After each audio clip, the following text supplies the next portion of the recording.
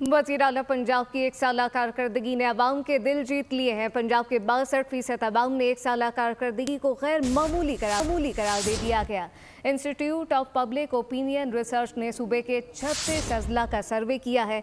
36 अजला का सर्वे किया गया। तालीम सेहत के शोबे में 73 और 68% अवाम ने इक़दामात को अच्छा और बहुत अच्छा करार दिया। रोज़गार फराहमी से मुताल्लिक 63% अवाम ने कारकर्दगी को ख़राब और बहुत ख़राब करार दिया गया। तमाम सूरत-हाल पे तफसीलात क्या हैं, अफजाल अब्बासी से जानते हैं। जी अफजाल।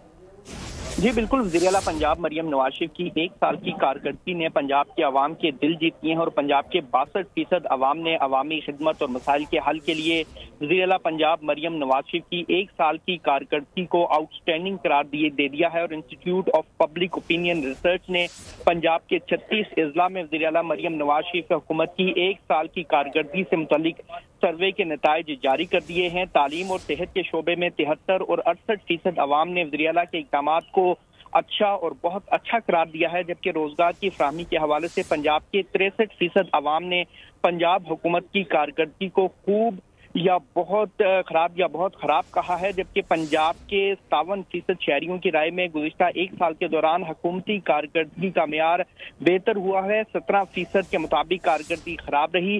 पंजाब के 57% अवाम समझते हैं कि अवाम और हुक्मरानी के बुनियादी मसाइल को मौसर अंदाज में हल किया गया है।